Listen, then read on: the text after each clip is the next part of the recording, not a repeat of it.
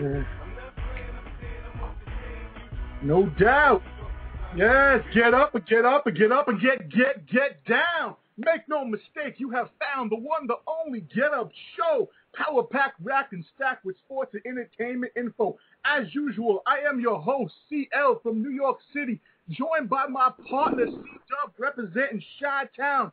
And once again, the Get Up Show is privileged to present, back again for his second tour of duty, the latest monster of the Midway, starting safety number 46 for the Chicago Bears, Mr. Chris Harris. Hey, what's going on? What's going on? What's going on? Welcome. Great to have you. I appreciate the time today. Okay. Hey, thanks for having me. Okay, so Chris, I wanted to ask you, obviously the big news surrounding yourself now is the trade from the Panthers to the Chicago Bears. I happened to actually be on the Twitter when you broke that news, as you broke that news. And, not seeing Adam Schefter's name attached to it, Twitter was almost asking yourself, was it legitimate? And one of the things the media likes to always talk about is that trades are always a business. But, for the player, it's a very personal thing. And when I saw that you had tweeted you were traded, I recall reading your blog and you sharing your experiences of how when you were traded from Chicago to the Panthers, you understood it more as not necessarily a release, but a trade. So I wanted to know, it's very rare that a player gets traded back to the team that initially traded him away. So this time, what was your thought process and emotions as you head back to Soldier Field? Oh man, it was bittersweet because I felt my time in Carolina. It made me a better player. I felt I became a better player out there in Carolina. So I enjoyed Charlotte. Charlotte was a beautiful city, and I think I love it so much. That's where I want to make home. When I'm done playing this game. So that had that much of an influence on me. But to come back to Chicago, where it all began, it's kind of like full circle. So I'm ecstatic. I'm happy, and I was more than thrilled. No, I believe it. And another person who's happy is my partner, C-Dub, a lifelong Bears fan. So I'm going to let him get at you with a question. What's happening, Chris? What's going on, man? You doing all right? Yeah. Hey, man, I just got to tell you, we're happy to see you back in Chicago. Last time you were in Chicago, we were in the Super Bowl. So tell me, with you coming back now, do you think you're going to be that missing piece, that good luck charm to help us get back there? Hey, I'm hoping so. They got a bunch of pieces in place. They were very active this off season and free agency. So they brought in a bunch of different pieces. So I'm excited just to be one of those pieces to this puzzle. Hopefully that was missing to getting back to the Super Bowl. Right. Now, Chris, ironically, you're going to be teamed up again with Julius Peppers. Did you anticipate this trade coming, or you're both monsters of the midway now? How's that going to work out? It's exciting. I talked to Judas before he came to Chicago. He was asking me questions about everything, and I just gave him my take on him. I told him he loved the city. It was a great place to play. They got rich tradition. And next thing you know, a couple months later, I'm right behind them here. So, it's always exciting to come back to a team where you actually know players and not go into a situation where you don't know anybody and then have a former teammate from the team that I was at. It's just kind of crazy. Yeah, I would imagine so. And I want to also ask you this question as well. I know that you kind of already made an impact with some of the players, I should say, on the roster, because before you even stepping on the field, you were getting ready you did join at the time with your former Louisiana Monroe teammate, Kevin Payne. But, unfortunately, they had traded him to the Rams but after they had acquired you. And I wanted to, we got to speak to Kevin, and I wanted you to hear what he had to say real quick, and then you can give us a response. Here, let's say. Hey, it did say 6 in a row. Now, Chris, that was Kevin's bowling at 6 in a row strike. I wanted you to tell us a little bit about your bowling expertise. Oh, that's funny, man. That's funny, Kevin. He's somewhat of a bowler. Since I've been to Chicago, I've probably bowled I go bowling about 3 or 4 times a week now. Saying that I'm staying here in the hotel right now until I get my furniture and stuff moved out here. So it's a bowling alley right across the street. So I'm pretty much there almost every day going out there bowling and trying to keep my game right, So Kevin could never beat me. He knows it. So it is what it is.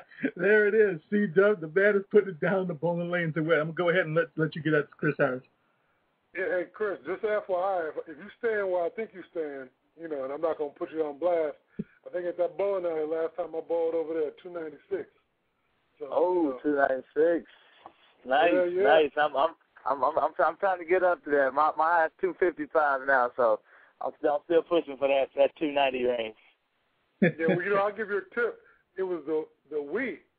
All the practice on the Wii, keeping my elbow in straight, man, it helped me when I got to the lane. So, just a little tidbit there. All right. I'm gonna keep that in mind. I hear that. All right, Chris. So let's get a little bit on the gridiron. Ask you a couple of questions here.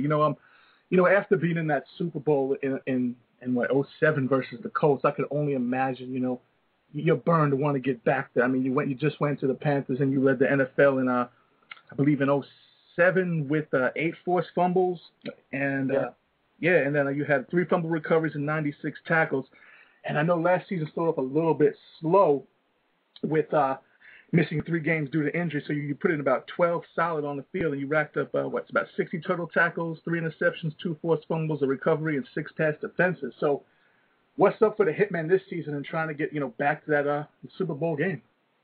Oh man, the key staying healthy in this game. That's pretty much the main key. So I believe if I can stay healthy, I can get out there and force turnovers the way I've had the past 3 years, and hopefully force some turnovers for this team with Charles Tillman poking balls out, forcing fumbles. I think I'm one behind him over the past 3 years. So if we can stay healthy, I think turnovers are coming. That's what this defense is built on. It's built on turnovers and scoring. Oh, no, definitely. The Bears are, the best at stripping the ball, without a doubt. Now, let me ask you, as a defensive player, one of the things that me and my partner C-Dub always talk about in the NBA is we'll see, and I said the NBA, we'll see when a player goes up to shoot, the offensive player will jump into the defensive player, and he'll get the foul and awarded the bonus. Now, you and I know if you're doing that and jump into the receiver after 5 yards, they're going to flag you for 15 yards, possibly a fine, personal conduct, all types of havoc, on the defensive player. So how have you had to adjust that hard-hitting style out there, especially now being a Chicago Bear, just as a player in the game? Man, you know what? I just play, man. I don't think about it. I don't do any of that. They got so many rules in play now as far as illegal hits and things of that nature. But I mean, if I'm out there thinking about it, it's kind of taken away from my game. So I just play my game. If I happen to get one of those illegal fouls, I just deal with it and keep moving on. But it's not gonna make me change the way I play because that's just my game. No, that's good. That's good. C-Dub, want to follow it, man? Yeah, Chris, I know there's been a lot of talk about the identity because Chicago, for the tradition, has been always a defense and run team. And with the acquisition of Jay Cutler, a lot of people have said, now the Bears are going to become an offensive team. Do you see, just in the conversations with the other players, do you see that there's going to be an identity crisis, defense versus offense, or do you think that we'll be able to achieve a good balance? No, I think it'll be a real good balance. I think it'll be a great balance. Jay Cutler is an up-and-coming superstar. I mean, he is a star. With Mike Marks coming in here with his style of offense, it should be exciting. But we will definitely be known for defense. That is a goal. That's been the goal to get back to the monsters of the Midway, get back to that mentality of defense out there in Chicago. Yeah, now, Chris, as far as Mike Marks, I know there's been a lot of talk about the wide receiver position, but, just in your analysis and being a DB, when you're going up against guys like a Hester or maybe the speed of a Johnny Knox, what would you tell some of the other pundits out there that say the Bears need some more wide receivers? Oh, we're just fine. I think we're fine with what we have. We're going to be good. Devin Hester is just getting better, and actually Devin Aramashidu, he's a nice young talented guy, as well as Johnny Knox, Rasheed Davis, Earl Bennett. So we have plenty wide receivers that can get the job done, and I think they should be very excited with this system that Mike Marsh is putting in. Right now, Chris, let me ask you, staying on the defensive side. When I look at the two teams, the Bears, the Panthers, they're both traditional run the ball teams. hardcore defenses. So was it